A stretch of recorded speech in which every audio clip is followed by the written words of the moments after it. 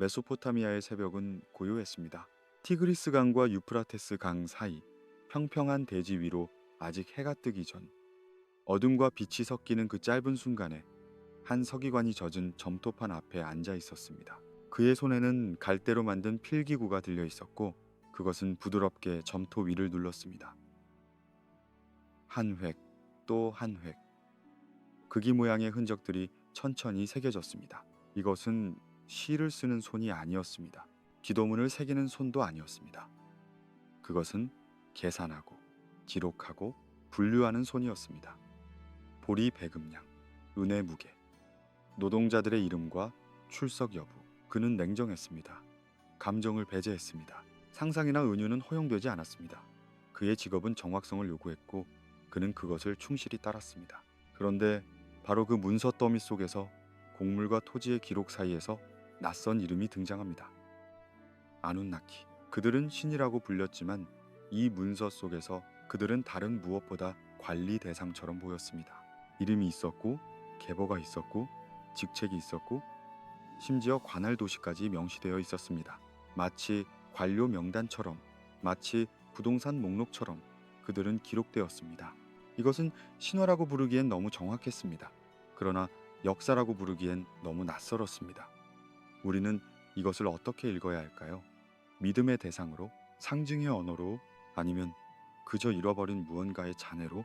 수메르의 기록은 우리에게 단 하나의 태도를 요구합니다. 분류를 멈추는 것입니다.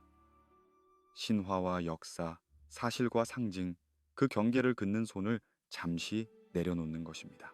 왜냐하면 그 경계는 우리가 만든 것이지 그들이 만든 것이 아니기 때문입니다. 수메르인들은 구분하지 않았습니다. 그들은 단지 기록했습니다. 그리고 그 기록은 지금 수천 년의 침묵을 거쳐 우리 앞에 놓여 있습니다. 오늘 밤 우리는 그 기록 속으로 천천히 걸어 들어가려 합니다. 서두르지 않을 것입니다. 판단하지 않을 것입니다. 단지 들여다볼 것입니다. 아눈나키라는 이름 아래 숨겨진 10가지 이야기를, 10가지 주장을, 10가지 미스터리를 그것들은 확인할 수 없습니다. 증명할 수도 부정할 수도 없습니다. 하지만 그것들은 존재합니다. 점토판 위에, 햇기 문자 속에, 그리고 지금 이 순간 당신의 귀 속에. 그러니 눈을 감으셔도 좋습니다. 편안한 자세를 취하세요. 천천히 호흡하세요. 우리는 함께 시간을 거슬러 올라갈 것입니다. 문명이 시작되기 전, 인간이 중심이 되기 전, 세계가 지금과는 전혀 다른 방식으로 작동하던 그 시간 속으로. 수메르의 창세 이야기는 우리가 익숙한 방식으로 시작하지 않습니다. 그곳에는 어둠 위를 떠도는 영이 없고 무에서 빛을 창조하는 목소리도 없습니다. 대신 처음부터 질서가 있었습니다. 하늘과 땅은 이미 분리되어 있었고 물은 이미 흐르고 있었고 산은 이미 솟아 있었습니다. 그리고 도시들도 이미 존재했습니다. 에리두, 바드티비라, 라락, 시파르, 슈루파크. 이름이 있었고 위치가 있었고 기능이 있었습니다. 인간은 등장하지 않습니다. 적어도 처음에는. 왜냐하면 이 이야기의 중심은 인간이 아니었기 때문입니다. 중심은 질서였습니다.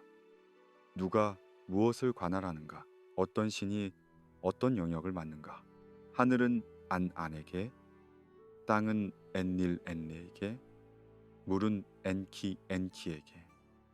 그것은 분배였습니다. 우주는 하나의 거대한 행정체계처럼 나뉘었고 각자의 역할이 배정되었습니다. 그리고 그 신들은 일을 했습니다. 직접 손을 더럽혔습니다. 도시를 관리하고 관계 수로를 파고 공무를 감독했습니다. 그들은 멀리 떨어진 하늘에서 세상을 내려다보는 존재가 아니었습니다. 그들은 땅 위에 있었습니다. 땅 속에 있었습니다. 진흙 속에 있었습니다. 그리고 그들은 피곤했습니다. 수메르 신화는 이 순간을 놀라울 정도로 솔직하게 기록합니다. 신들이 불평하기 시작했다고, 노동이 너무 힘들다고, 밤낮으로 일해야 하는 것에 지쳤다고. 그들은 모였습니다. 그들은 항의했습니다. 그들은 멈췄습니다. 이것은 파업이었습니다. 신들의 파업. 그리고 바로 그 순간 인간이 창조되었습니다. 왜냐하면 누군가는 일을 해야 했기 때문입니다. 누군가는 수로를 유지해야 했고 곡물을 수확해야 했고 도시를 돌봐야 했기 때문입니다. 인간은 해결책이었습니다. 대체 인력이었습니다. 수메르어로 인간을 뜻하는 단어 중 하나는 루루, 엘루루였습니다. 그것은 혼합된 존재를 의미했습니다. 신과 흙의 혼합, 영과 물질의 혼합. 그들은 신의 이미지를 따라 만들어지지 않았습니다. 그들은 필요에 따라 만들어졌습니다. 이것은 불편한 기원 이야기입니다. 우리는 우리 자신을 창조의 정점으로 생각하는데 익숙합니다.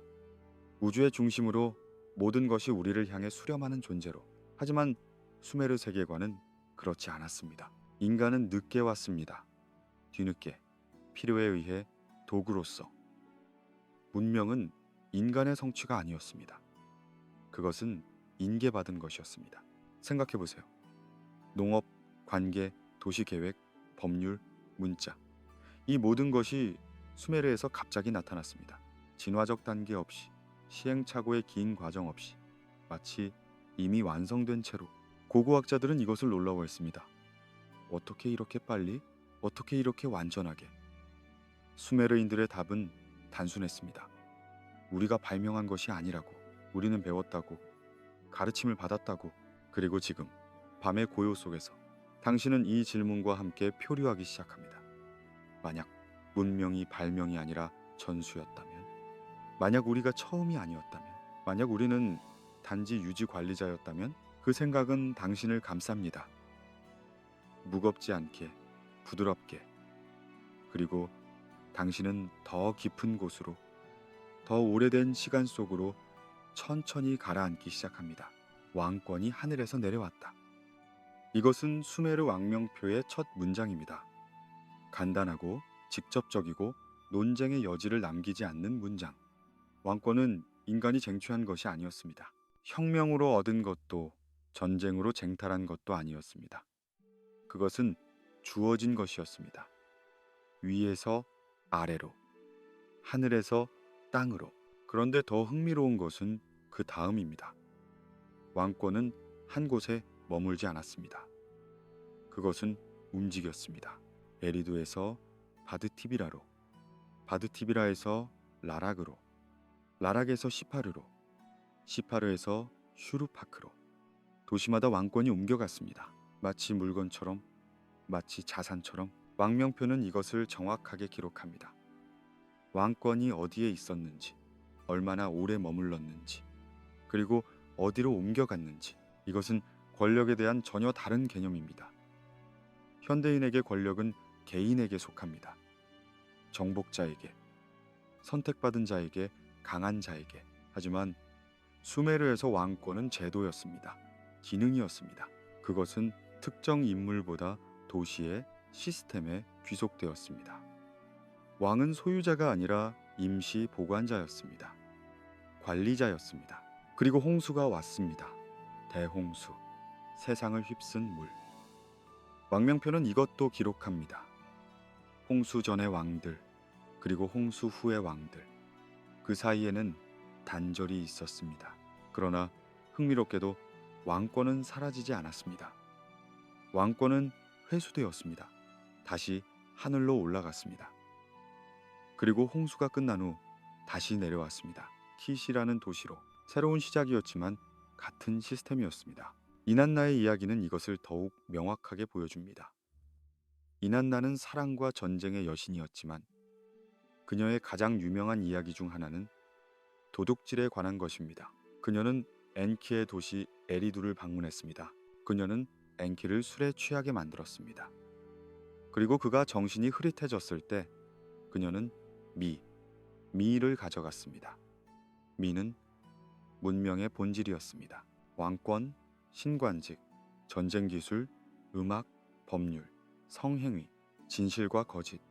모든 것이 미 안에 담겨 있었습니다. 그리고 이난나는 그것들을 자신의 도시 우루크로 가져갔습니다.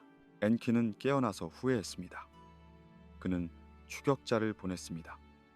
미를 되찾으려 했습니다. 하지만 이난나는 이미 우루크에 도착했고 미는 이미 그곳에 설치되었습니다. 그리고 우루크는 위대해졌습니다. 왜냐하면 미를 가졌기 때문입니다. 이 이야기가 말하는 것은 무엇일까요? 문명은 발명되는 것이 아니라 이전되는 것이라는 것입니다. 권력은 쟁취되는 것이 아니라 운반되는 것이라는 것입니다. 그리고 가장 중요한 것은 그 기원이 인간 밖에 있다는 것입니다. 인간은 시작점이 아니었습니다. 인간은 수령인이었습니다. 생각해보면 이것은 급진적인 사상입니다. 왜냐하면 그것은 인간의 주권을 부정하기 때문입니다. 우리는 우리 자신의 운명의 주인이 아닙니다. 우리는 위임받은 자들입니다. 일시적인 관리자들입니다. 그리고 언제든 왕권은 다시 회수될 수 있습니다. 다른 곳으로 옮겨질 수 있습니다. 다시 하늘로 돌아갈 수 있습니다. 그런데 흥미롭게도 이 사상은 수메르에 안정성을 주었습니다. 왜냐하면 권력이 개인에게 속하지 않으면 권력 투쟁이 줄어들기 때문입니다. 왕은 신이 아니었습니다. 왕은 대리인이었습니다. 그리고 모든 대리인은 교체 가능했습니다. 이것은 겸손을 강요했습니다. 책임을 상기시켰습니다. 그리고 이상하게도 질서를 유지했습니다. 당신은 지금 더 깊은 곳으로 내려가고 있습니다. 시간의 층위를 통과하고 있습니다.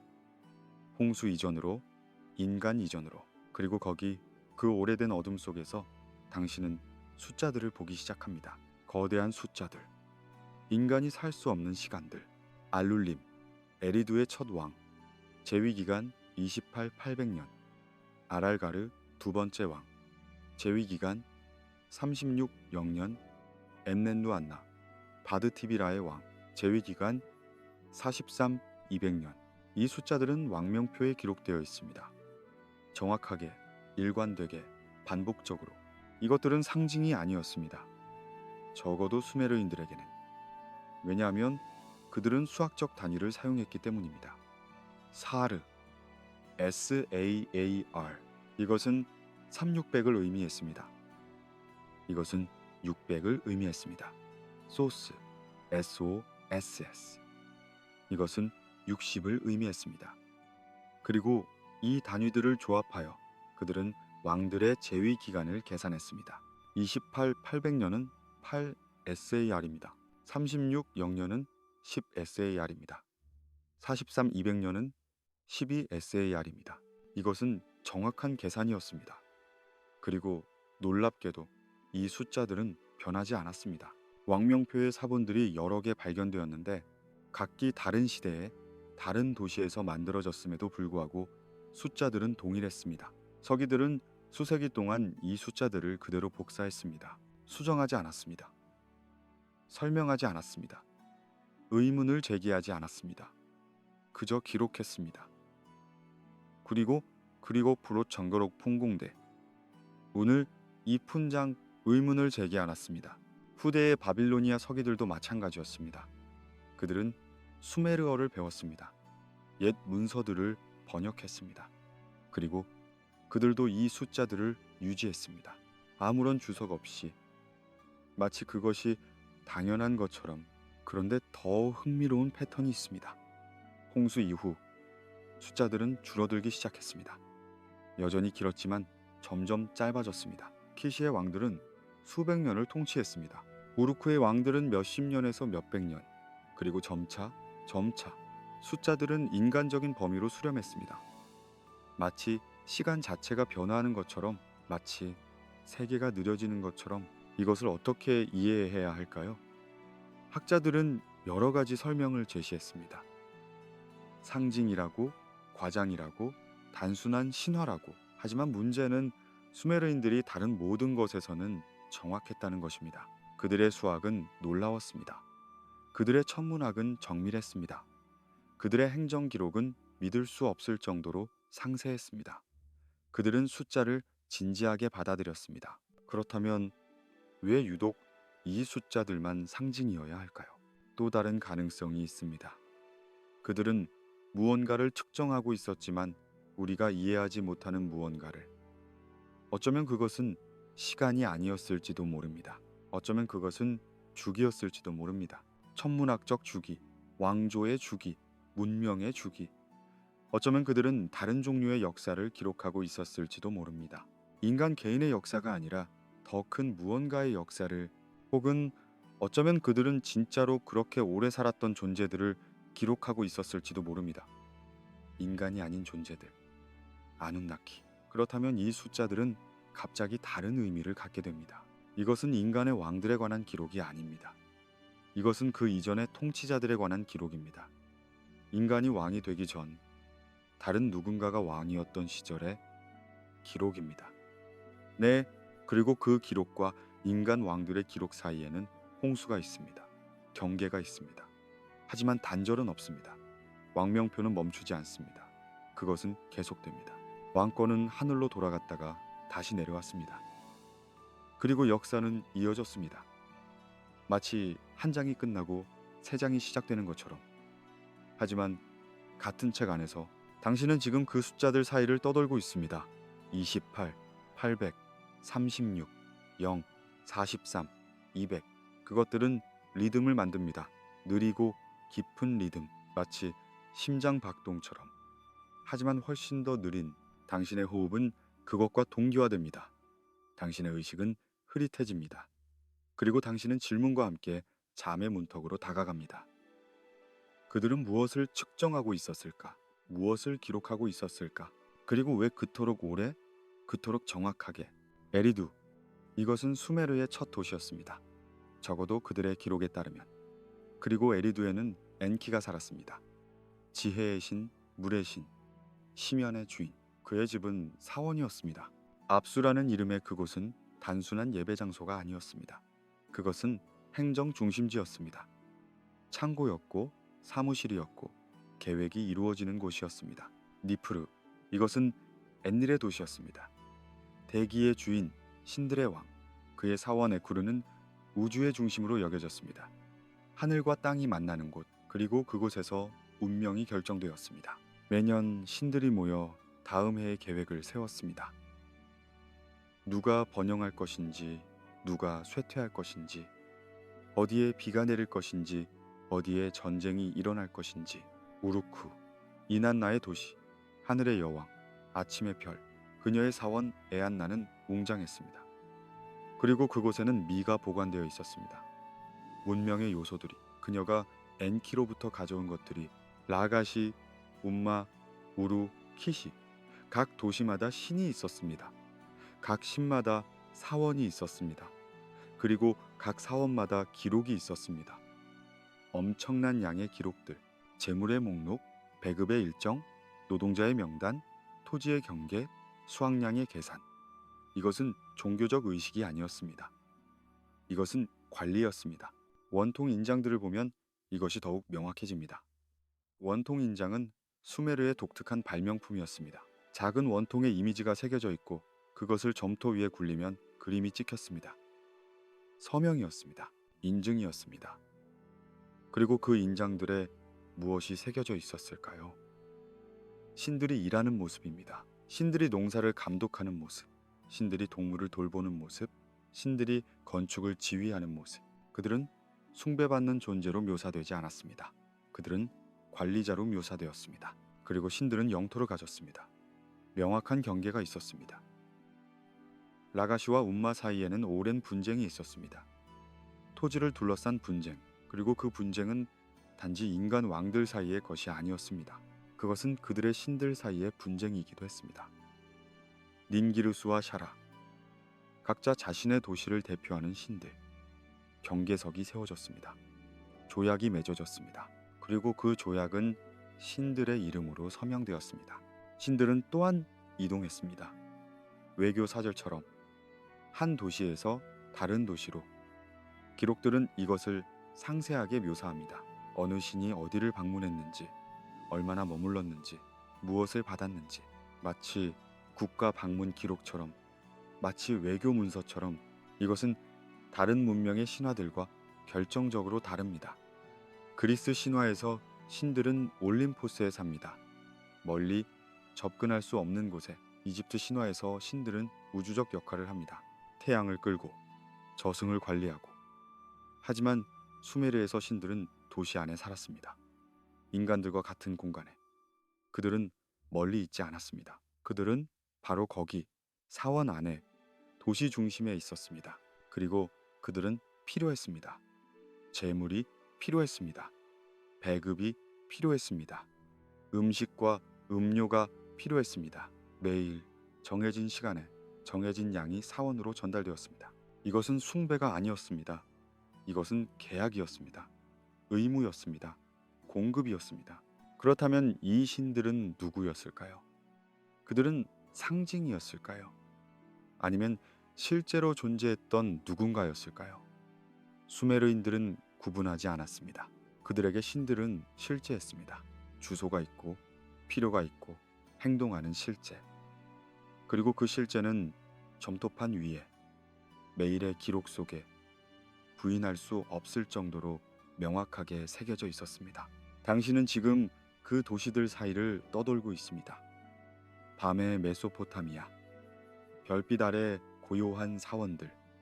그 안에서 무슨 일이 벌어지고 있었을까요? 누가 그곳에 살았을까요? 그리고 그들은 어디로 갔을까요? 질문들은 당신을 감쌉니다. 부드럽게, 포근하게. 그리고 당신은 다음 이야기 속으로, 물의 기억 속으로 천천히 미끄러져 들어갑니다. 홍수는 계획이었습니다. 신들의 회의에서 결정된 것이었습니다. 인간이 너무 많아졌다고, 너무 시끄러웠다고, 그들의 소음이 신들의 잠을 방해했다고 앤닐이 제안했습니다. 홍수로 그들을 쓸어내자고. 그리고 신들은 동의했습니다. 만장일치는 아니었지만 다수가 찬성했습니다. 결정이 내려졌습니다. 비밀리에 인간들은 알지 못했습니다. 하지만 엔키는 말했습니다. 지혜의 신은 인간을 불쌍히 여겼습니다. 결국 인간은 그가 만든 것이었으니까요. 그래서 그는 경고했습니다. 직접적으로는 아니지만 우회적으로. 그는 갈대벽에 속삭였습니다. 그리고 갈대벽 뒤에 지우스드라가 있었습니다. 슈루파크의 왕. 그는 들었습니다. 그는 이해했습니다. 그리고 그는 배를 만들었습니다. 홍수가 왔습니다. 7일과 7밤 동안 물이 땅을 덮었습니다. 산을 덮었습니다. 모든 것이 잠겼습니다. 그리고 신들은 두려워했습니다. 이것은 놀라운 순간입니다. 신화에서. 왜냐하면 신들은 전능해야 하기 때문입니다. 그들은 통제해야 합니다. 그들은 계획을 실행해야 합니다. 하지만 수메르 홍수 이야기에서 신들은 통제하지 못했습니다. 홍수는 그들이 예상했던 것보다 컸습니다. 더 강했습니다. 더 파괴적이었습니다. 그리고 그들은 도망쳤습니다. 기록은 이렇게 말합니다. 신들은 개처럼 웅크렸다고, 담 뒤에 숨었다고. 그들은 하늘로 올라갔습니다. 안의 하늘로, 가장 높은 곳으로. 그리고 거기서도 그들은 무서워 떨었습니다. 이난나는 울었습니다. 내 백성들이, 그녀는 비명을 질렀습니다. 내 사람들이 물고기 알처럼 바다를 채우고 있어. 그녀의 목소리는 산산이 부서졌습니다. 그녀는 후회했습니다. 너무 늦게. 그리고 신들은 굶주렸습니다. 왜냐하면 제사가 끊겼기 때문입니다. 인간이 없으니 재물도 없었습니다. 배급도 없었습니다. 음식도 없었습니다. 신들은 목말랐습니다. 그들은 약해졌습니다. 그들은 필요했습니다.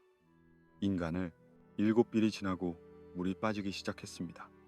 지우스드라의 배가 한 산 위에 안착했습니다. 그는 나왔습니다. 그는 제단을 쌓았습니다. 그는 제사를 드렸습니다. 그리고 신들은 파리처럼 몰려들었습니다. 이것은 서사시 속 실제 표현입니다. 신들이 재물 위로 파리처럼 몰려들었다고. 이것은 불경스러운 이미지입니다. 굴욕적인 이미지입니다. 하지만 그것이 기록된 것입니다. 왜냐하면 그것이 일어난 일이기 때문입니다. 적어도 수메르인들이 믿었던 일이기 때문입니다. 그리고 나서 비난이 시작되었습니다. 앤닐이 지우스드라를 보았을 때 그는 분노했습니다. 어떻게 인간이 살아남았는가? 누가 비밀을 누설했는가? 엔키가 인정했습니다. 하지만 그는 변호했습니다. 나는 직접 말하지 않았다. 나는 갈대에게 말했을 뿐이다. 신들은 논쟁했습니다. 서로를 비난했습니다. 그들은 단합하지 못했습니다. 결국 타협이 이루어졌습니다. 인간은 살아남을 것입니다. 하지만 제한이 있을 것입니다. 수명이 짧아질 것입니다. 인구가 조절될 것입니다. 질병, 불임, 야생동물, 그리고 가장 중요한 것은 신들은 맹세했습니다. 다시는 홍수로 인간을 멸망시키지 않겠다고. 법적 서약입니다. 계약입니다. 이 이야기가 보여주는 것은 무엇일까요? 전능하지 않은 신들입니다. 실수를 하는 신들입니다. 후회하는 신들입니다. 필요로 하는 신들입니다. 이것은 우리가 익숙한 신학이 아닙니다. 이것은 훨씬 더 인간적입니다. 아니, 인간보다 조금 더 강력하지만 여전히 제한적인 존재들입니다. 권력이 있지만 절대적이지 않은, 능력이 있지만 완벽하지 않은, 그리고 가장 중요한 것은 그들은 의존적입니다. 인간에게. 인간이 그들을 섬겨야 합니다. 제사를 드려야 합니다. 그렇지 않으면 신들은 약해집니다. 이것은 상호 의존 관계입니다. 주인과 종이 아니라 계약 당사자들입니다. 당신은 지금 그 물 속에 있습니다. 천천히 가라앉는 물, 후퇴하는 홍수, 진흙이 드러나고 하늘이 맑아지고 침묵이 자리 잡습니다. 그 침침 속에서 당신은 작은 연기 기둥을 봅니다. 재단에서 올라오는 연기, 그리고 그 주위로 모여드는 형체들. 굶주리고 목마르고 안도하는 그들은 돌아왔습니다. 하지만 무언가가 변했습니다. 균형이 재조정되었습니다. 그리고 당신은 그 새로운 세계 속으로, 그 새로운 계약 속으로 조용히 들어갑니다. 미, 수메르어로 존재의 근본 요소들. 이것은 단순한 개념이 아니었습니다. 이것은 목록이었습니다. 실제 목록, 기록된 목록, 그리고 그 목록에는 100개가 넘는 항목이 있었습니다. 왕권, 신관직, 진실, 거짓, 예술, 음악, 금속세공, 가죽세공, 건축, 농업, 목축, 전쟁, 평화, 승리, 패배, 법, 정의, 판단, 결정, 의회, 성행위, 매춘, 결혼, 가족, 늙음, 젊음, 영웅주의, 권력, 적의, 우정, 두려움, 공포, 고요, 혼돈, 이 모든 것들이 미이었습니다. 그리고 중요한 것은 그것들은 발명되지 않았다는 것입니다. 그것들은 이미 존재했습니다. 어딘가에, 누군가에게, 그리고 그것들은 전달될 수 있었습니다. 도난당할 수 있었습니다. 보관될 수 있었습니다. 이난나의 이야기로 돌아가 봅시다. 그녀가 엔키를 방문했을 때 그들은 잔치를 벌였습니다. 그들은 술을 마셨습니다. 엔키는 관대해졌습니다. 그는 이난나에게 선물을 주기 시작했습니다. 하나씩 하나씩 그는 미를 내주었습니다. 왕권의 미, 전쟁의 미, 음악의 미, 성의 미, 목록은 계속되었습니다. 그리고 이난나는 받았습니다. 그녀는 그것들을 자신의 배에 실었습니다. 그녀는 떠났습니다. 엔키가 깨어났을 때 그는 깨달았습니다. 그는 추격자를 보냈습니다. 그의 하인 이시무드. 미를 되찾아라. 하지만 이시무드가 따라잡을 때마다 이난나는 저항했습니다. 그녀는 마법을 사용했습니다. 그녀는 도망쳤습니다. 그리고 결국 그녀는 우루크에 도착했습니다. 미는 이제 그녀의 것이었습니다. 이 이야기가 시사하는 것은 무엇일까요? 문명의 요소들이 물리적 객체처럼 취급될 수 있다는 것입니다. 그것들은 소유될 수 있습니다. 이전될 수 있습니다. 도난당할 수 있습니다. 이것은 기술에 대한, 지식에 대한, 문화에 대한 전혀 다른 관점입니다. 우리는 보통 이런 것들을 점진적인 발전으로 생각합니다. 시행착오로, 세대에 걸친 축적으로. 하지만 수메르 세계관에서는 그렇지 않았습니다. 기술은 전수되는 것이었습니다. 가르침을 통해서, 아니면 도난을 통해서. 수메르 문헌에는 교본이 많습니다. 농부 교본. 어떻게 밭을 갈아야 하는지, 언제 씨를 뿌려야 하는지, 어떻게 물을 대야 하는지, 그것은 단계별 지침서입니다. 매우 상세합니다. 그리고 그것은 신의 지혜로 소개됩니다.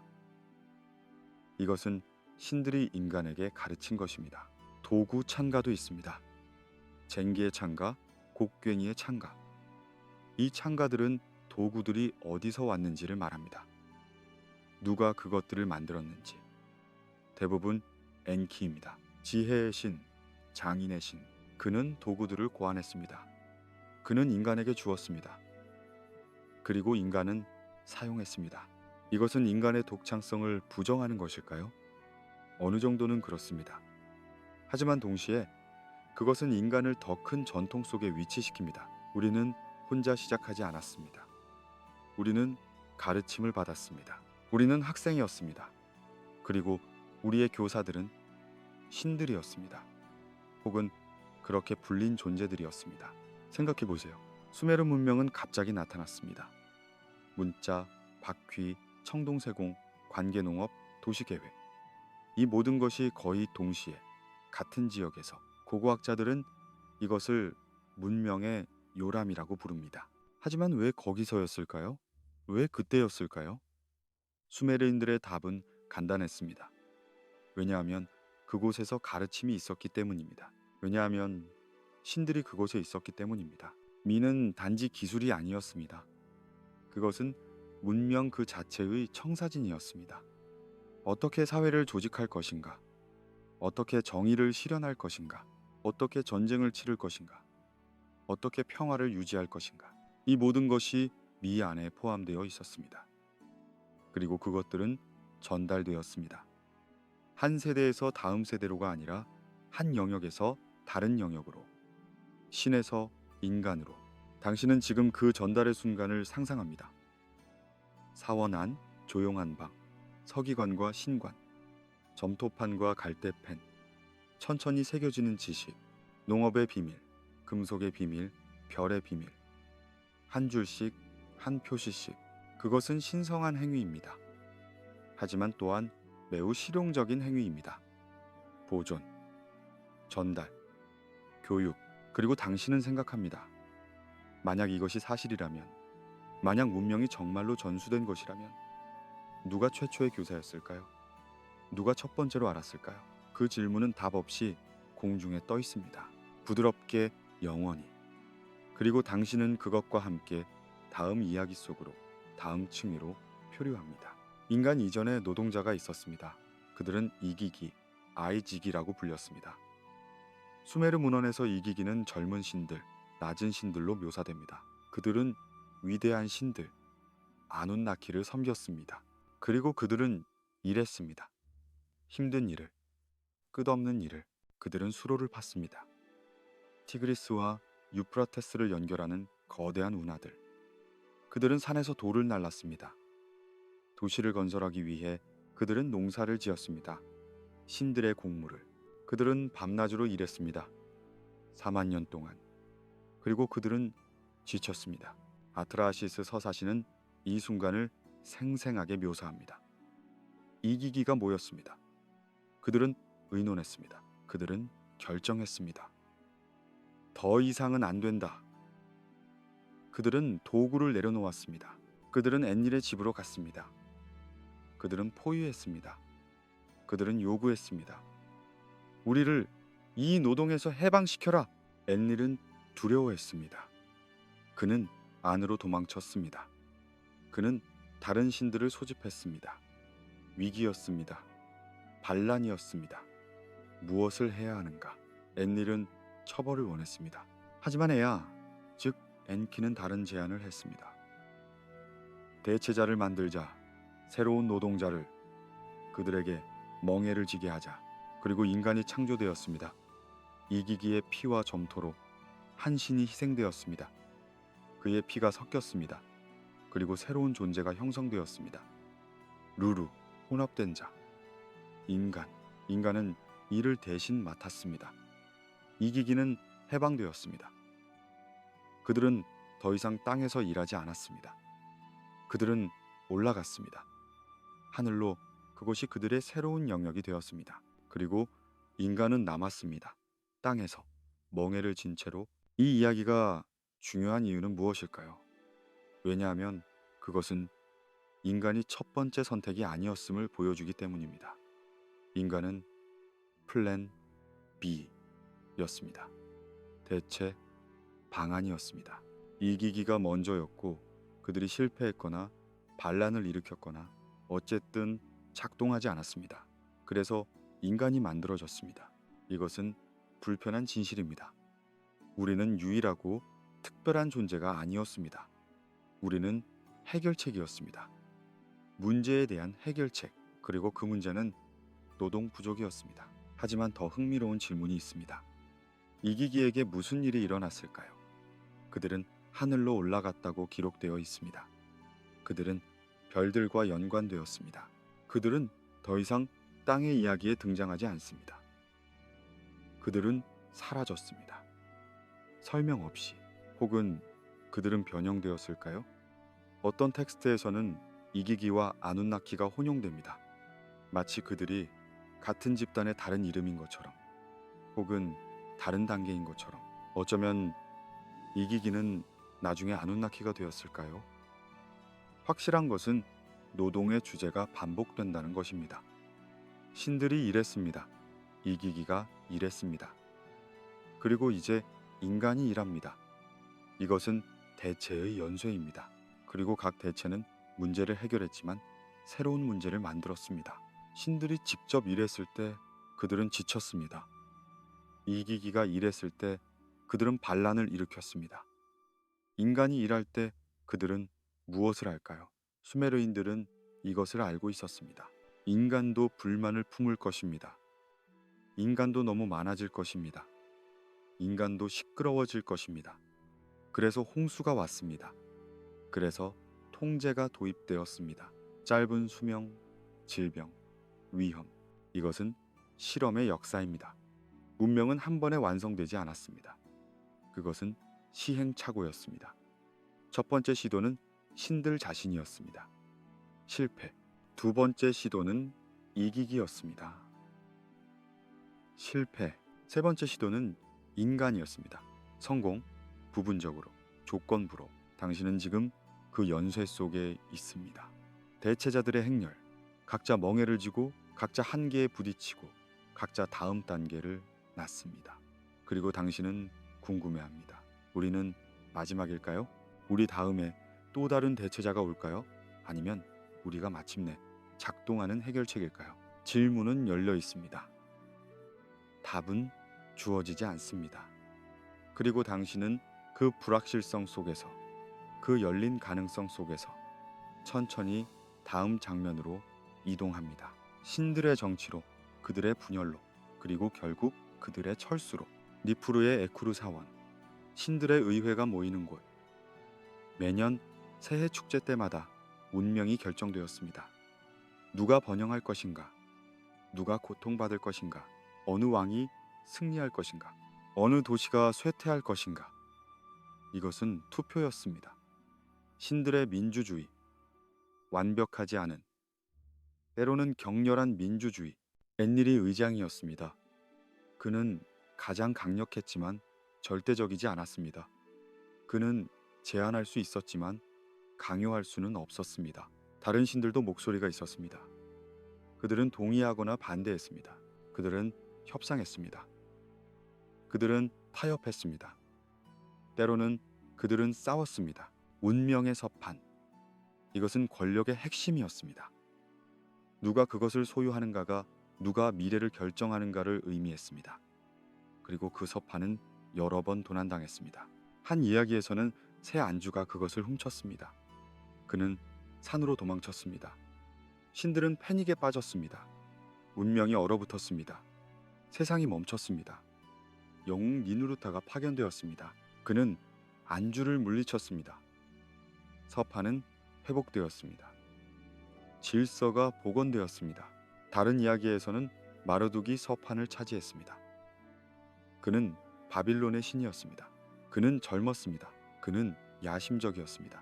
그는 도전했습니다. 그리고 결국 그는 승리했습니다. 그는 신들의 왕이 되었습니다.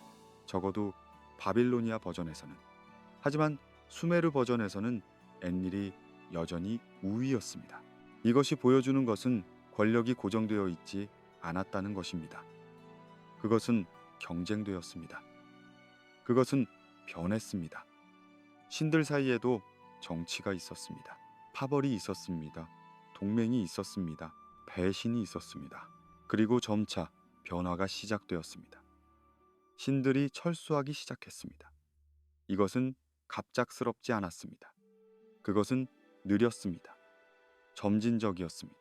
처음에는 신들이 여전히 직접 나타났습니다. 왕들과 대화했습니다. 꿈에 나타났습니다. 표적을 주었습니다. 하지만 시간이 지나면서 그런 일이 줄어들었습니다. 신들은 사원을 떠나기 시작했습니다. 기록들은 이것을 애도합니다. 이난나가 우루크를 떠났다. 엔닐이 니프루를 버렸다. 도시들은 슬퍼했습니다. 왜냐하면 신의 부재는 보호의 부재를 의미했기 때문입니다. 번영의 부재를 의미했기 때문입니다. 왜 그들은 떠났을까요? 텍스트들은 여러 이유를 제시합니다. 인간의 죄, 불경, 소음. 하지만 어쩌면 더 단순한 이유가 있을지도 모릅니다. 어쩌면 그들의 시간이 끝났을지도 모릅니다. 어쩌면 그들의 임무가 완료되었을지도 모릅니다. 인간은 이제 스스로 관리할 수 있었습니다. 시스템은 작동하고 있었습니다. 그들은 더 이상 필요하지 않았습니다.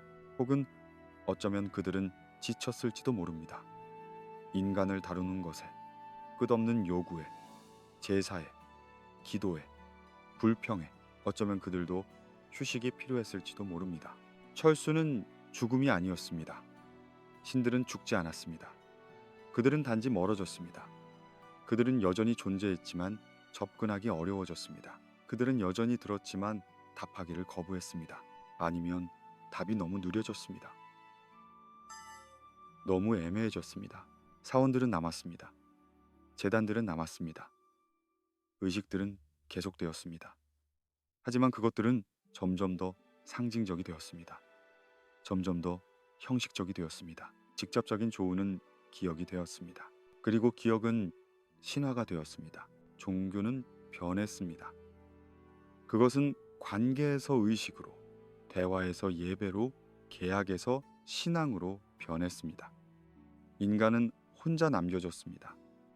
시스템과 함께, 도시와 함께, 미와 함께, 그리고 그들은 최선을 다했습니다. 당신은 지금 빈 사원 안에 있습니다. 밤입니다. 별빛이 문틈으로 들어옵니다. 제단은 비어 있습니다. 아무도 앉아 있지 않습니다. 하지만 공간은 여전히 신성합니다. 여전히 특별합니다. 마치 잔향처럼, 마치 메아리처럼 무언가가 남아 있습니다. 부재의 현존, 떠난 이들의 흔적. 그리고 당신은 밖으로 나옵니다. 밤하늘을 올려다봅니다. 별들이 빛납니다. 조용하고 멀고 아름답습니다. 어쩌면 그들이 거기 있을지도 모릅니다. 이기기, 아눈나키, 떠난 신들, 여전히 보고 있지만 더 이상 개입하지 않는. 그리고 당신은 그들과 함께 그 별빛 아래에서 마지막 이야기를 향해 천천히 걸어갑니다. 바빌로니아의 한 서기관이 오래된 점토판을 복사하고 있었습니다. 그의 손은 능숙했습니다. 그의 눈은 집중했습니다. 그는 한 표시씩 옮겼습니다. 수메르어에서 아카드어로, 혹은 수메르어를 수메르어로.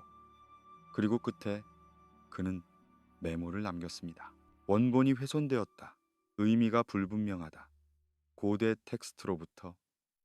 이런 문구들이 여러 점토판에서 발견됩니다. 서기들의 고백. 그들은 이해하지 못했습니다. 그들이 복사하고 있는 것을. 하지만 그들은 복사했습니다. 왜냐하면 그것이 그들의 임무였기 때문입니다. 보존하는 것, 이해 여부와 상관없이 생각해 보세요. 우리가 가진 수메르 텍스트의 대부분은 사실 바빌로니아 사본입니다.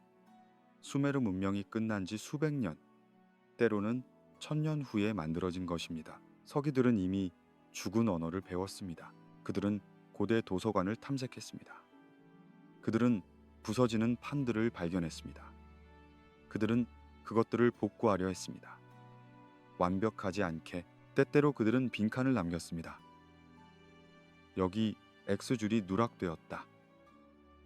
때때로 그들은 추측했습니다. 하지만 대부분 그들은 충실하게 복사했습니다. 심지어 이해하지 못하는 부분까지도. 거대한 숫자들, 신들의 이름들, 이상한 이야기들. 모든 것이 기록되었습니다. 보존되었습니다. 후손들을 위해, 우리를 위해. 그리고 이제 우리가 있습니다. 21세기. 그 점토판들을 발굴하고 해독하고 번역합니다. 그리고 우리도 종종 이해하지 못합니다. 우리도 불분명한 것을 발견합니다. 우리도 추측합니다. 고고학은 침묵합니다. 땅은 말하지 않습니다. 우리는 도시들을 발굴합니다. 우물을, 궁전을, 사원들을. 우리는 인공물들을 찾습니다.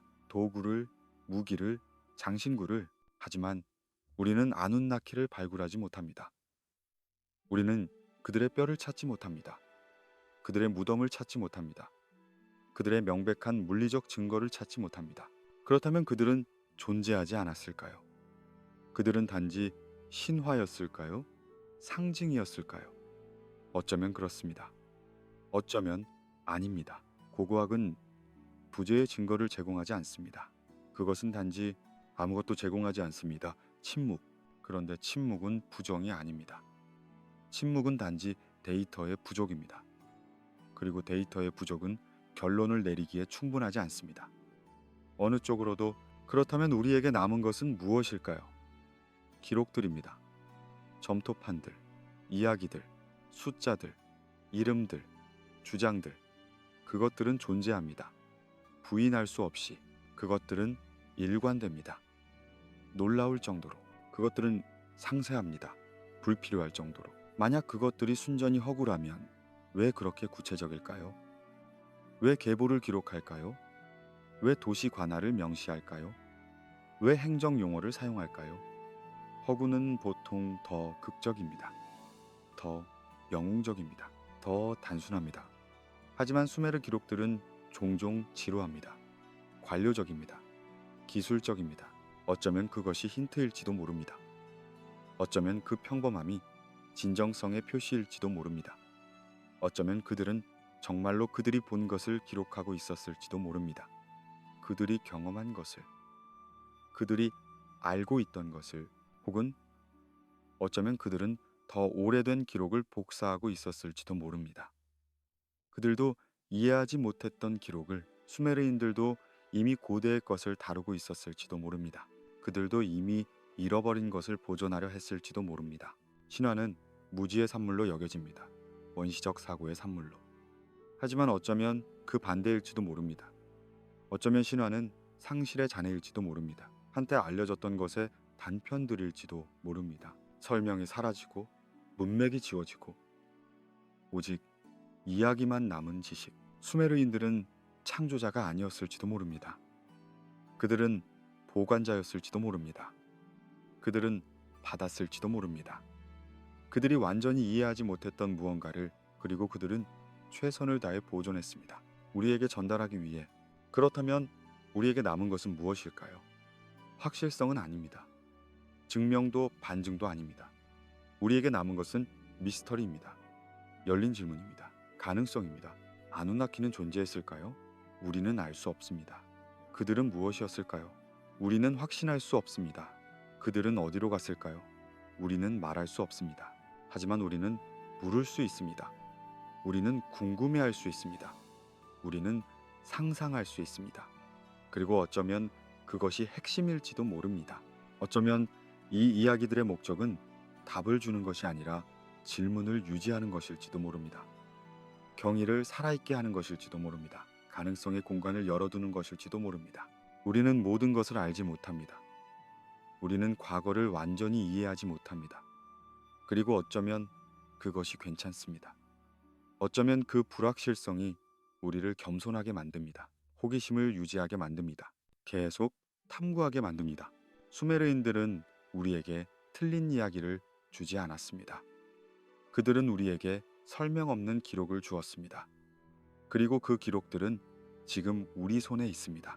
어떻게 할 것인가는 우리에게 달려 있습니다. 무시할 것인가? 탐구할 것인가? 이해하려 할 것인가? 어쩌면 언젠가 우리는 알게 될 것입니다. 어쩌면 새로운 발굴이 답을 드러낼 것입니다. 어쩌면 새로운 해독이 의미를 밝힐 것입니다. 혹은 어쩌면 미스터리는 영원히 남을 것입니다. 과거의 불가사의한 부분으로, 우리가 결코 완전히 풀 수 없는 퍼즐로. 그리고 그것도 괜찮습니다. 왜냐하면 때로는 질문이 단만큼 혹은 그보다 더 가치 있기 때문입니다. 밤이 깊어졌습니다. 이야기는 끝에 다다랐습니다.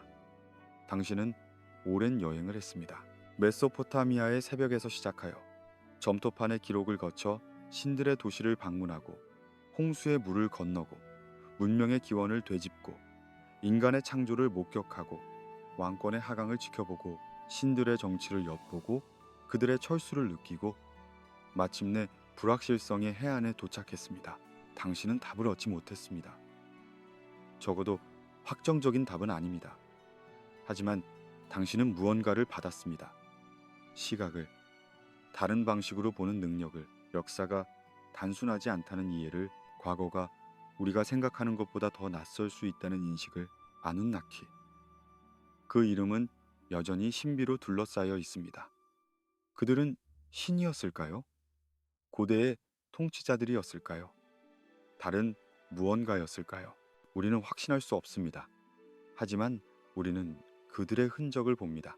기록 속에서, 이야기 속에서, 그리고 어쩌면 우리 자신의 문명 속에서. 왜냐하면 만약 수메르인들이 받았던 것이라면 우리도 받은 것입니다.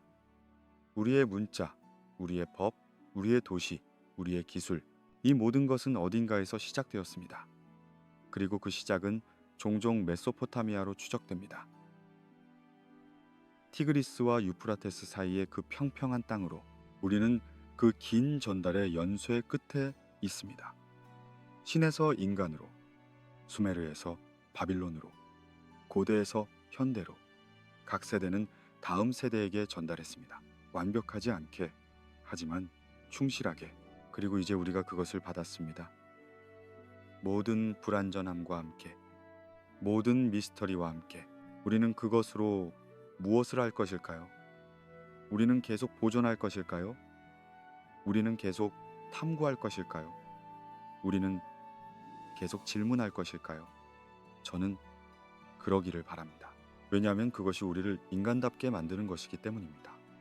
궁금해하는 것, 배우려는 것, 이해하려는 것. 수메르인들은 우리에게 많은 것을 남겼습니다. 도시의 잔해, 점토판의 기록, 이야기의 메아리, 그리고 가장 귀중한 것은 어쩌면 미스터리 그 자체일지도 모릅니다. 왜냐하면 미스터리는 우리를 깨어있게 하기 때문입니다. 미스터리는 우리를 탐구하게 만들기 때문입니다. 그리고 오늘 밤 당신은 그 경위와 함께 잠들 것입니다. 고대의 신들과 함께, 잊혀진 도시들과 함께, 설명되지 않은 숫자들과 함께. 그것들은 당신의 꿈에 스며들 것입니다. 부드럽게, 조용하게. 그리고 어쩌면 꿈속에서 당신은 이해할지도 모릅니다. 깨어있을 때 이해할 수 없었던 무언가를. 이것이 히스토리 포슬립의 목적입니다. 당신에게 편안한 밤을 주는 것. 하지만 또한 당신에게 생각거리를 주는 것. 잠들기 전에 조용한 순간에 당신의 마음이 자유롭게 떠돌 수 있도록. 과거 속으로, 가능성 속으로, 미스터리 속으로. 우리는 앞으로도 계속 이런 이야기들을 가져올 것입니다. 잃어버린 문명의 이야기, 잊혀진 지혜의 이야기, 설명되지 않은 미스터리의 이야기. 각각은 신중하게 연구되고 사려 깊게 전달되고 당신의 휴식을 위해 조율될 것입니다. 만약 당신이 이 여정을 즐겼다면, 만약 이 이야기가 당신에게 평화를 주었다면, 만약 당신이 더 많은 것을 듣고 싶다면 우리 채널을 구독해 주세요. 그리고 가능하다면 후원도 고려해 주세요. 후원자분들은 새로운 에피소드를 미리 접할 수 있습니다. 다른 누구보다 먼저 새로운 역사 속으로, 새로운 미스터리 속으로 들어갈 수 있습니다. 당신의 지원은 우리가 계속 이런 콘텐츠를 만들 수 있게 해줍니다.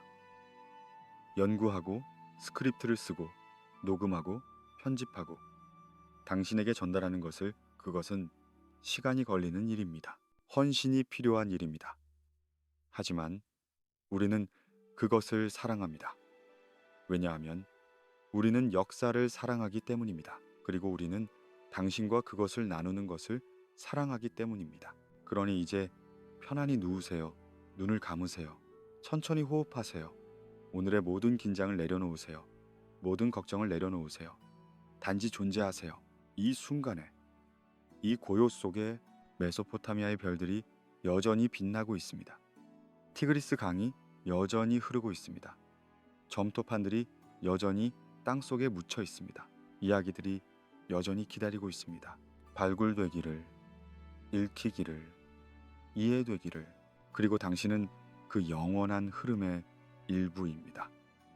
과거와 현재를 잇는 연결고리, 잊혀진 것과 기억되는 것 사이의 다리. 당신이 이 이야기를 들음으로써 당신은 그것을 계속 살아있게 합니다. 당신은 그것을 미래로 전달합니다. 그것은 아름다운 일입니다. 소중한 일입니다. 그리고 우리는 당신이 우리와 함께 해주셔서 감사합니다. 이 긴 밤의 여정에, 이 고대의 미스터리 속으로의 탐험에 이야기는 끝났습니다. 하지만 잠은 이제 시작됩니다. 깊고 평화로운 잠, 꿈들이 가득한 잠, 그리고 그 꿈속에서 어쩌면 당신은 그들을 만날지도 모릅니다. 아눈나키를, 에리두의 거리를 걷는 엔키를, 우루크의 하늘을 나는 이난나를, 니프루의 회의를 주재하는 엔니를. 그들은 당신에게 무엇라 말할까요? 그들은 무엇을 보여줄까요? 우리는 알 수 없습니다. 하지만 그것은 당신의 것입니다. 당신의 여정입니다. 당신의 발견입니다. 잘 자세요. 편안한 밤 되세요. 그리고 역사가 당신의 꿈을 지켜주기를, 과거의 지혜가 당신에게 평화를 주기를, 미스터리가 당신에게 경의를 선사하기를. 왕은 소유자가 아니라 임시 보관자였습니다. 관리자였습니다. 그리고 홍수가 왔습니다. 대홍수. 세상을 휩쓴 물. 왕명표는 이것도 기록합니다. 홍수 전의 왕들, 그리고 홍수 후의 왕들.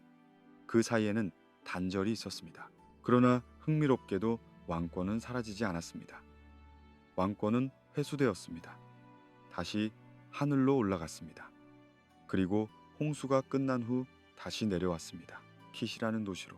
새로운 시작이었지만 같은 시스템이었습니다.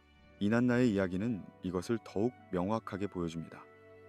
이난나는 사랑과 전쟁의 여신이었지만 그녀의 가장 유명한 이야기 중 하나는 도둑질에 관한 것입니다. 그녀는 엔키의 도시 에리두를 방문했습니다. 그녀는 엔키를 술에 취하게 만들었습니다.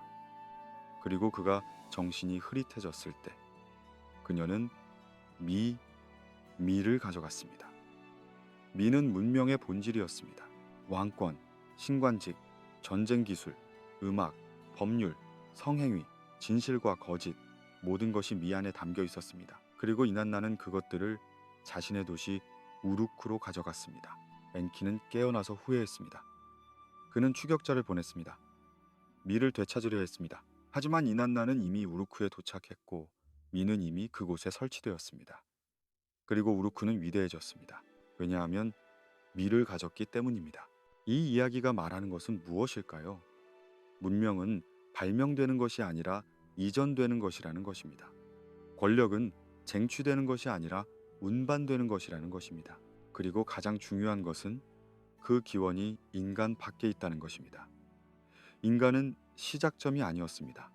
인간은 수령인이었습니다. 생각해보면 이것은 급진적인 사상입니다. 왜냐하면 그것은 인간의 주권을 부정하기 때문입니다. 우리는 우리 자신의 운명의 주인이 아닙니다. 우리는 위임받은 자들입니다. 일시적인 관리자들입니다. 그리고 언제든 왕권은 다시 회수될 수 있습니다. 다른 곳으로 옮겨질 수 있습니다. 다시 하늘로 돌아갈 수 있습니다. 그런데 흥미롭게도 이 사상은 수메르에 안정성을 주었습니다. 왜냐하면 권력이 개인에게 속하지 않으면 권력 투쟁이 줄어들기 때문입니다. 왕은 신이 아니었습니다.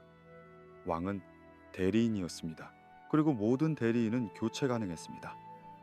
이것은 겸손을 강요했습니다. 책임을 상기시켰습니다. 그리고 이상하게도 질서를 유지했습니다. 당신은 지금 더 깊은 곳으로 내려가고 있습니다. 시간의 층위를 통과하고 있습니다. 홍수 이전으로, 인간 이전으로. 그리고 거기 그 오래된 어둠 속에서 당신은 숫자들을 보기 시작합니다. 거대한 숫자들, 인간이 살 수 없는 시간들. 알룰림, 에리두의 첫 왕. 재위기간 28,800년. 아랄가르, 두 번째 왕. 재위기간 36,000년. 엔멘누안나, 바드티비라의 왕. 재위기간 43,200년. 이 숫자들은 왕명표에 기록되어 있습니다. 정확하게, 일관되게, 반복적으로. 이것들은 상징이 아니었습니다. 적어도 수메르인들에게는. 왜냐하면 그들은 수학적 단위를 사용했기 때문입니다. 사르, S-A-R. 이것은 3600을 의미했습니다. 네르, N-E-R. 이것은 600을 의미했습니다. 소스, S-O-S-S. 이것은 60을 의미했습니다. 그리고 이 단위들을 조합하여 그들은 왕들의 재위 기간을 계산했습니다. 28,800년은 8사르입니다. 36,000년은 10사르입니다. 43,200년은 12사르입니다. 이것은 정확한 계산이었습니다. 그리고 놀랍게도 이 숫자들은 변하지 않았습니다. 왕명표의 사본들이 여러 개 발견되었는데 각기 다른 시대에 다른 도시에서 만들어졌음에도 불구하고 숫자들은 동일했습니다. 서기들은 수세기 동안 이 숫자들을 그대로 복사했습니다. 수정하지 않았습니다. 설명하지 않았습니다. 의문을 제기하지 않았습니다. 그저 기록했습니다. 후대의 바빌로니아 서기들도 마찬가지였습니다. 그들은 수메르어를 배웠습니다. 옛 문서들을 번역했습니다. 그리고 그들도 이 숫자들을 유지했습니다. 아무런 주석 없이. 마치 그것이 당연한 것처럼. 그런데 더 흥미로운 패턴이 있습니다. 홍수 이후 숫자들은 줄어들기 시작했습니다. 여전히 길었지만 점점 짧아졌습니다. 키시의 왕들은 수백 년을 통치했습니다.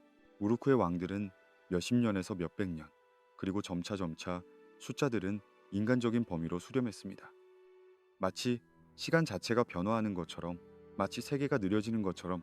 이것을 어떻게 이해해야 할까요? 학자들은 여러 가지 설명을 제시했습니다. 상징이라고, 과장이라고, 단순한 신화라고. 하지만 문제는 수메르인들이 다른 모든 것에서는 정확했다는 것입니다. 그들의 수학은 놀라웠습니다. 그들의 천문학은 정밀했습니다. 그들의 행정 기록은 믿을 수 없을 정도로 상세했습니다. 그들은 숫자를 진지하게 받아들였습니다. 그렇다면 왜 유독 이 숫자들만 상징이어야 할까요? 또 다른 가능성이 있습니다. 그들은 무언가를 측정하고 있었지만 우리가 이해하지 못하는 무언가를, 어쩌면 그것은 시간이 아니었을지도 모릅니다. 어쩌면 그것은 주기였을지도 모릅니다. 천문학적 주기, 왕조의 주기, 문명의 주기. 어쩌면 그들은 다른 종류의 역사를 기록하고 있었을지도 모릅니다. 인간 개인의 역사가 아니라 더 큰 무언가의 역사를, 혹은 어쩌면 그들은 진짜로 그렇게 오래 살았던 존재들을 기록하고 있었을지도 모릅니다. 인간이 아닌 존재들, 아눈나키. 그렇다면 이 숫자들은 갑자기 다른 의미를 갖게 됩니다. 이것은 인간의 왕들에 관한 기록이 아닙니다. 이것은 그 이전의 통치자들에 관한 기록입니다. 인간이 왕이 되기 전 다른 누군가가 왕이었던 시절의 기록입니다. 그리고 그 기록과 인간 왕들의 기록 사이에는 홍수가 있습니다. 경계가 있습니다. 하지만 단절은 없습니다. 왕명표는 멈추지 않습니다. 그것은 계속됩니다. 왕권은 하늘로 돌아갔다가 다시 내려왔습니다. 그리고 역사는 이어졌습니다. 마치 한 장이 끝나고 새 장이 시작되는 것처럼. 하지만 같은 책 안에서 당신은 지금 그 숫자들 사이를 떠돌고 있습니다. 28,800, 36,000, 43,200. 그것들은 리듬을 만듭니다. 느리고 깊은 리듬. 마치 심장 박동처럼, 하지만 훨씬 더 느린. 당신의 호흡은 그것과 동기화됩니다. 당신의 의식은 흐릿해집니다. 그리고 당신은 질문과 함께 잠의 문턱으로 다가갑니다. 그들은 무엇을 측정하고 있었을까? 무엇을 기록하고 있었을까? 그리고 왜 그토록 오래, 그토록 정확하게? 그 질문들은 공중에 떠 있습니다. 대답 없이. 그리고 그 속에서 당신은 천천히, 아주 천천히 다섯 번째 이야기 속으로 미끄러져 들어갑니다. 도시들의 이야기로, 신들이 실제로 거주했다고 기록된 장소들의 이야기로 에리두, 이것은 수메르의 첫 도시였습니다. 적어도 그들의 기록에 따르면. 그리고 에리두에는 엔키가 살았습니다. 지혜의 신, 물의 신, 시면의 주인, 그의 집은 사원이었습니다. 압수라는 이름의 그곳은 단순한 예배 장소가 아니었습니다. 그것은 행정 중심지였습니다. 창고였고 사무실이었고 계획이 이루어지는 곳이었습니다. 니푸르, 이것은 엔닐의 도시였습니다. 대기의 주인, 신들의 왕, 그의 사원 에쿠르는 우주의 중심으로 여겨졌습니다. 하늘과 땅이 만나는 곳, 그리고 그곳에서 운명이 결정되었습니다. 매년 신들이 모여 다음 해의 계획을 세웠습니다. 누가 번영할 것인지, 누가 쇠퇴할 것인지, 어디에 비가 내릴 것인지, 어디에 전쟁이 일어날 것인지. 우루크, 이난나의 도시, 하늘의 여왕, 아침의 별, 그녀의 사원 에안나는 웅장했습니다. 그리고 그곳에는 미가 보관되어 있었습니다. 문명의 요소들이, 그녀가 엔키로부터 가져온 것들이 라가시, 웅마, 우루, 키시. 각 도시마다 신이 있었습니다. 각 신마다 사원이 있었습니다. 그리고 각 사원마다 기록이 있었습니다. 엄청난 양의 기록들, 재물의 목록, 배급의 일정, 노동자의 명단, 토지의 경계, 수확량의 계산. 이것은 종교적 의식이 아니었습니다. 이것은 관리였습니다. 원통 인장들을 보면 이것이 더욱 명확해집니다. 원통 인장은 수메르의 독특한 발명품이었습니다. 작은 원통에 이미지가 새겨져 있고 그것을 점토 위에 굴리면 그림이 찍혔습니다. 서명이었습니다. 인증이었습니다. 그리고 그 인장들에 무엇이 새겨져 있었을까요? 신들이 일하는 모습입니다. 신들이 농사를 감독하는 모습, 신들이 동물을 돌보는 모습, 신들이 건축을 지휘하는 모습. 그들은 숭배받는 존재로 묘사되지 않았습니다. 그들은 관리자로 묘사되었습니다. 그리고 신들은 영토를 가졌습니다. 명확한 경계가 있었습니다. 라가시와 운마 사이에는 오랜 분쟁이 있었습니다. 토지를 둘러싼 분쟁, 그리고 그 분쟁은 단지 인간 왕들 사이의 것이 아니었습니다. 그것은 그들의 신들 사이의 분쟁이기도 했습니다. 닌기르수와 샤라, 각자 자신의 도시를 대표하는 신들. 경계석이 세워졌습니다. 조약이 맺어졌습니다. 그리고 그 조약은 신들의 이름으로 서명되었습니다. 신들은 또한 이동했습니다. 외교 사절처럼 한 도시에서 다른 도시로. 기록들은 이것을 상세하게 묘사합니다. 어느 신이 어디를 방문했는지, 얼마나 머물렀는지, 무엇을 받았는지. 마치 국가 방문 기록처럼, 마치 외교 문서처럼. 이것은 다른 문명의 신화들과 결정적으로 다릅니다. 그리스 신화에서 신들은 올림포스에 삽니다. 멀리 접근할 수 없는 곳에. 이집트 신화에서 신들은 우주적 역할을 합니다. 태양을 끌고 저승을 관리하고. 하지만 수메르에서 신들은 도시 안에 살았습니다. 인간들과 같은 공간에. 그들은 멀리 있지 않았습니다. 그들은 바로 거기 사원 안에 도시 중심에 있었습니다. 그리고 그들은 필요했습니다. 재물이 필요했습니다. 배급이 필요했습니다. 음식과 음료가 필요했습니다. 매일 정해진 시간에 정해진 양이 사원으로 전달되었습니다. 이것은 숭배가 아니었습니다. 이것은 계약이었습니다. 의무였습니다. 공급이었습니다. 그렇다면 이 신들은 누구였을까요? 그들은 상징이었을까요? 아니면 실제로 존재했던 누군가였을까요? 수메르인들은 구분하지 않았습니다. 그들에게 신들은 실제했습니다. 주소가 있고 필요가 있고 행동하는 실제. 그리고 그 실제는 점토판 위에 매일의 기록 속에 부인할 수 없을 정도로 명확하게 새겨져 있었습니다. 당신은 지금 그 도시들 사이를 떠돌고 있습니다. 밤의 메소포타미아, 별빛 아래 고요한 사원들. 그 안에서 무슨 일이 벌어지고 있었을까요? 누가 그곳에 살았을까요? 그리고 그들은 어디로 갔을까요? 질문들은 당신을 감쌉니다. 부드럽게, 포근하게. 그리고 당신은 다음 이야기 속으로, 물의 기억 속으로 천천히 미끄러져 들어갑니다. 여섯 번째 이야기는 재앙의 이야기입니다.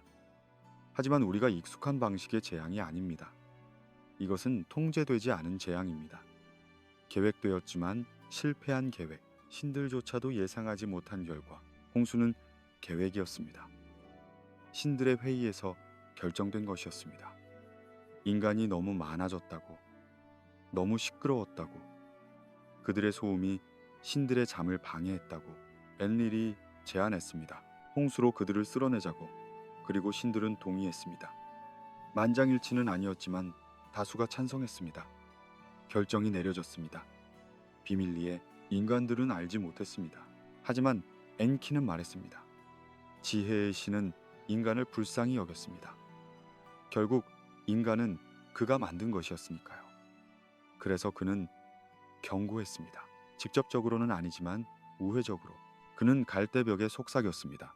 그리고 갈대벽 뒤에 지우수드라가 있었습니다. 슈로파크의 왕, 그는 들었습니다. 그는 이해했습니다. 그리고 그는 배를 만들었습니다. 홍수가 왔습니다. 7일과 7밤 동안 물이 땅을 덮었습니다. 산을 덮었습니다. 모든 것이 잠겼습니다. 그리고 신들은 두려워했습니다. 이것은 놀라운 순간입니다. 신화에서. 왜냐하면 신들은 전능해야 하기 때문입니다. 그들은 통제해야 합니다. 그들은 계획을 실행해야 합니다. 하지만 수메르 홍수 이야기에서 신들은 통제하지 못했습니다. 홍수는 그들이 예상했던 것보다 컸습니다. 더 강했습니다. 더 파괴적이었습니다. 그리고 그들은 도망쳤습니다. 기록은 이렇게 말합니다. 신들은 개처럼 웅크렸다고, 담 뒤에 숨었다고. 그들은 하늘로 올라갔습니다. 안의 하늘로, 가장 높은 곳으로. 그리고 거기서도 그들은 무서워 떨었습니다. 이난나는 울었습니다. 내 백성들이, 그녀는 비명을 질렀습니다. 내 사람들이 물고기 알처럼 바다를 채우고 있어. 그녀의 목소리는 산산이 부서졌습니다. 그녀는 후회했습니다. 너무 늦게. 그리고 신들은 굶주렸습니다. 왜냐하면 제사가 끊겼기 때문입니다. 인간이 없으니 재물도 없었습니다. 배급도 없었습니다. 음식도 없었습니다. 신들은 목말랐습니다. 그들은 약해졌습니다. 그들은 필요했습니다. 인간을. 7일이 지나고 물이 빠지기 시작했습니다. 지우수드라의 배가 한 산 위에 안착했습니다. 그는 나왔습니다. 그는 제단을 쌓았습니다. 그는 제사를 드렸습니다. 그리고 신들은 파리처럼 몰려들었습니다. 이것은 서사시 속 실제 표현입니다. 신들이 재물 위로 파리처럼 몰려들었다고. 이것은 불경스러운 이미지입니다. 굴욕적인 이미지입니다. 하지만 그것이 기록된 것입니다. 왜냐하면 그것이 일어난 일이기 때문입니다. 적어도 수메르인들이 믿었던 일이기 때문입니다. 그리고 나서 비난이 시작되었습니다. 엔릴이 지우수드라를 보았을 때 그는 분노했습니다. 어떻게 인간이 살아남았는가?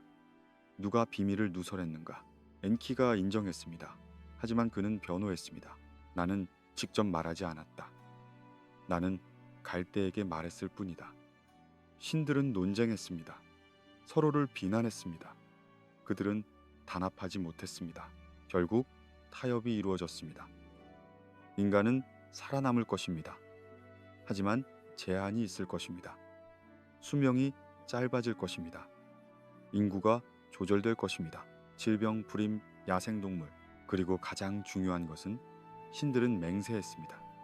다시는 홍수로 인간을 멸망시키지 않겠다고. 법적 서약입니다. 계약입니다. 이 이야기가 보여주는 것은 무엇일까요? 전능하지 않은 신들입니다. 실수를 하는 신들입니다. 후회하는 신들입니다. 필요로 하는 신들입니다. 이것은 우리가 익숙한 신학이 아닙니다. 이것은 훨씬 더 인간적입니다. 아니, 인간보다 조금 더 강력하지만 여전히 제한적인 존재들입니다. 권력이 있지만 절대적이지 않은, 능력이 있지만 완벽하지 않은, 그리고 가장 중요한 것은 그들은 의존적입니다. 인간에게. 인간이 그들을 섬겨야 합니다. 제사를 드려야 합니다. 그렇지 않으면 신들은 약해집니다. 이것은 상호 의존 관계입니다. 주인과 종이 아니라 계약 당사자들입니다. 당신은 지금 그 물 속에 있습니다. 천천히 가라앉는 물, 후퇴하는 홍수, 진흙이 드러나고 하늘이 맑아지고 침묵이 자리 잡습니다. 그 침묵 속에서 당신은 작은 연기 기둥을 봅니다. 재단에서 올라오는 연기, 그리고 그 주위로 모여드는 형체들, 굶주리고 목마르고 안도하는 그들은 돌아왔습니다. 하지만 무언가가 변했습니다. 균형이 재조정되었습니다. 그리고 당신은 그 새로운 세계 속으로, 그 새로운 계약 속으로 조용히 들어갑니다. 일곱 번째 이야기는 물질의 이야기입니다. 보이지 않는 것이 보이게 된 이야기, 추상이 구체가 된 이야기, 이 이야기입니다. 미, 수메르어로 존재의 근본 요소들. 이것은 단순한 개념이 아니었습니다. 이것은 목록이었습니다. 실제 목록, 기록된 목록, 그리고 그 목록에는 100개가 넘는 항목이 있었습니다.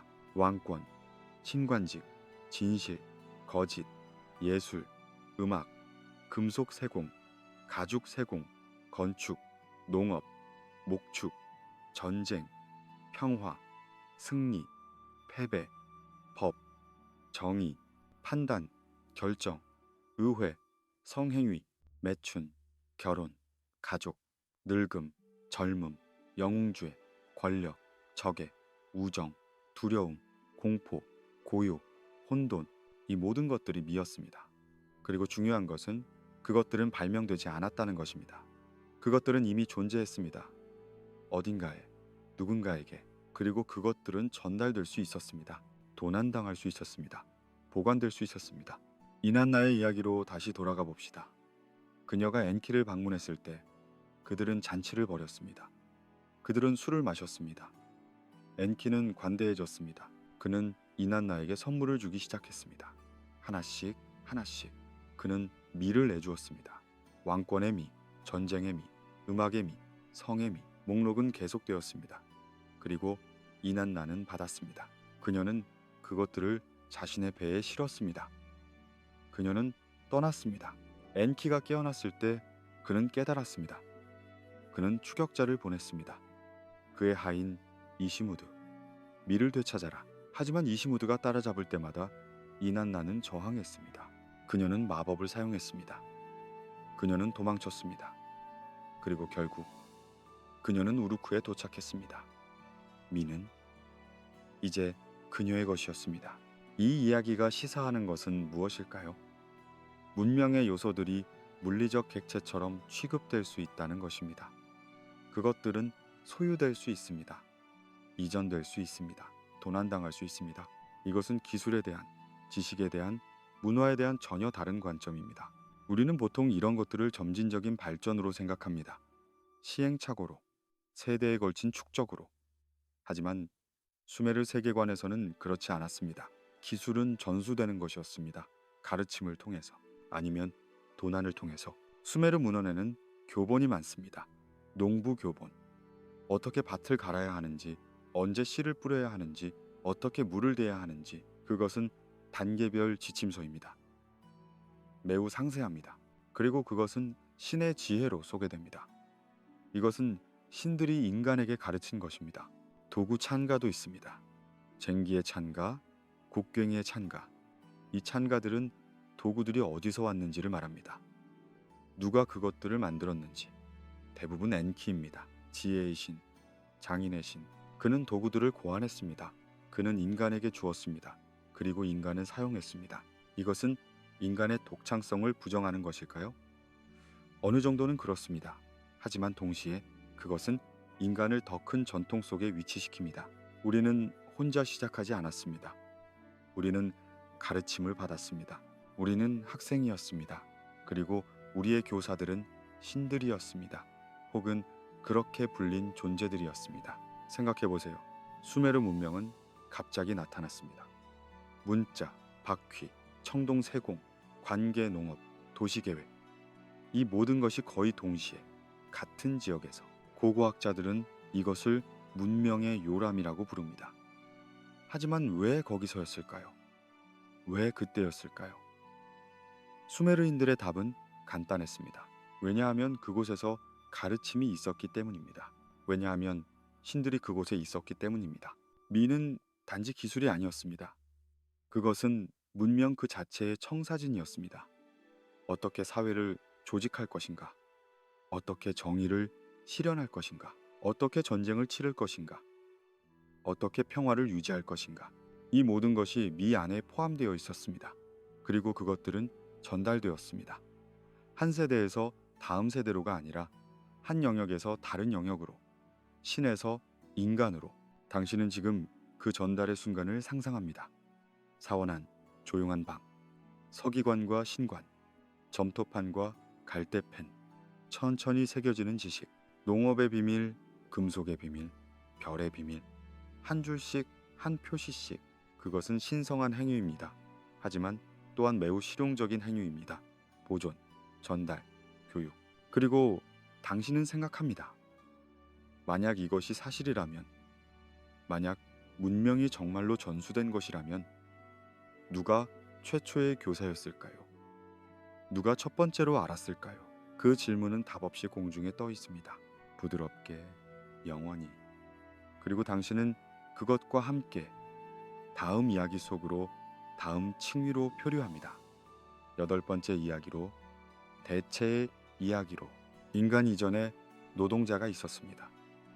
그들은 이기기, 아이지기이라고 불렸습니다. 수메르 문헌에서 이기기는 젊은 신들, 낮은 신들로 묘사됩니다.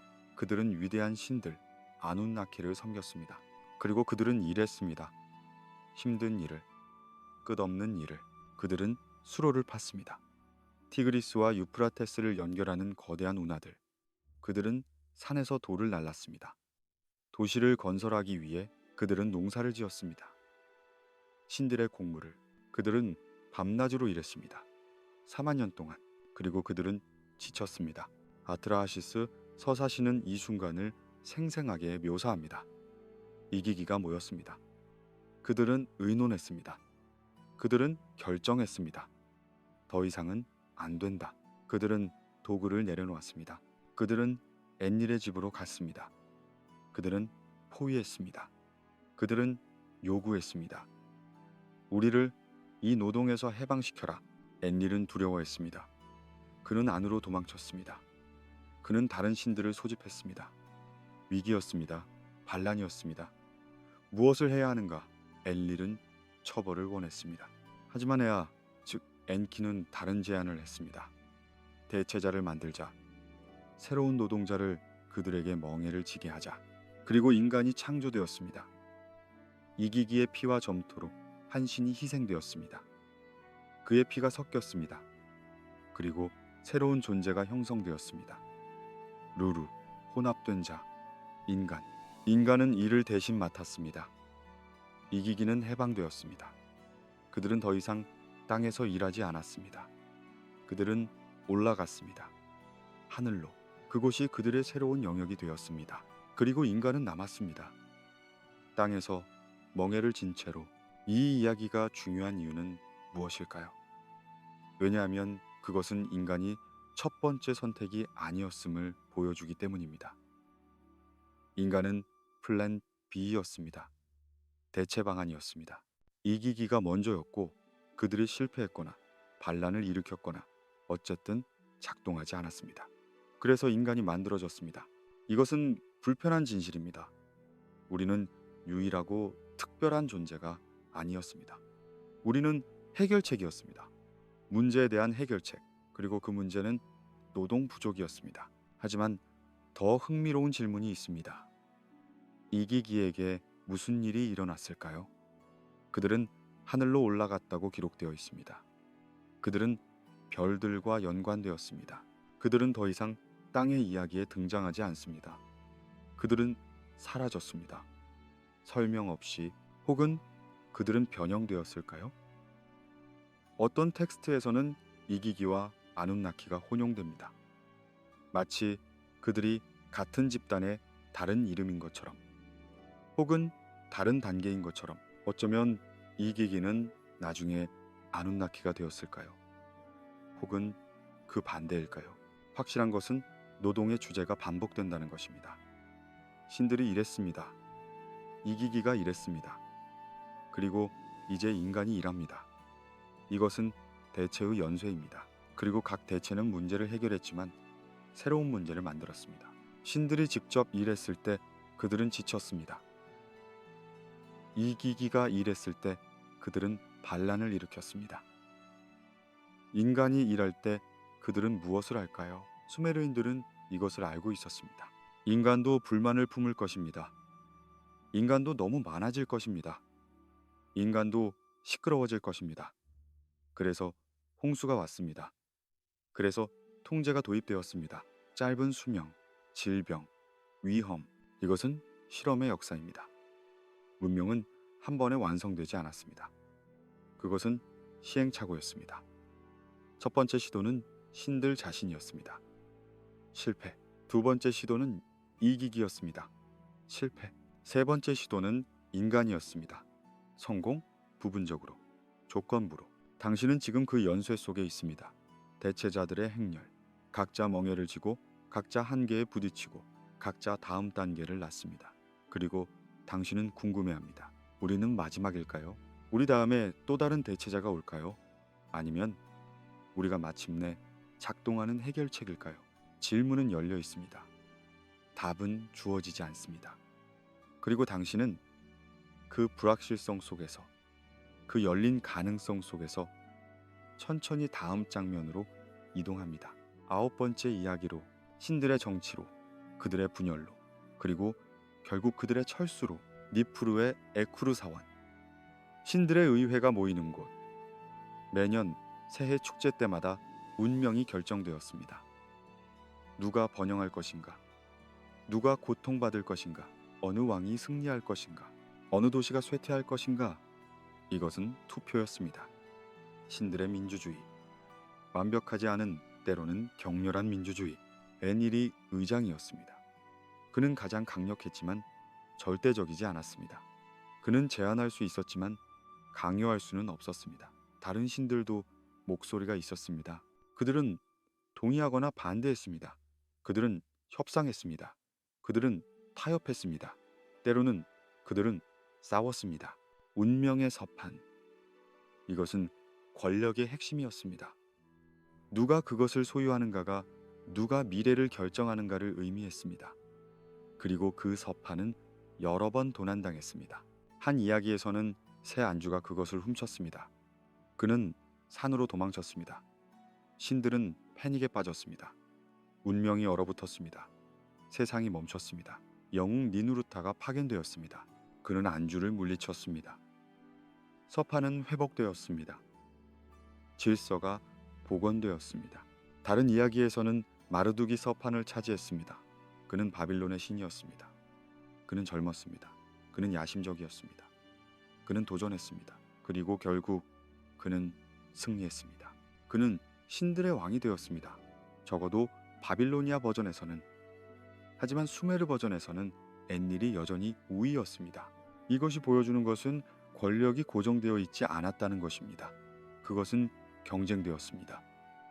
그것은 변했습니다. 신들 사이에도 정치가 있었습니다. 파벌이 있었습니다. 동맹이 있었습니다. 배신이 있었습니다. 그리고 점차 변화가 시작되었습니다. 신들이 철수하기 시작했습니다. 이것은 갑작스럽지 않았습니다. 그것은 느렸습니다. 점진적이었습니다. 처음에는 신들이 여전히 직접 나타났습니다.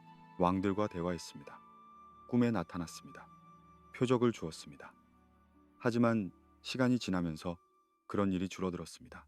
신들은 사원을 떠나기 시작했습니다. 기록들은 이것을 애도합니다. 이난나가 우루크를 떠났다. 엔닐이 니프루를 버렸다. 도시들은 슬퍼했습니다.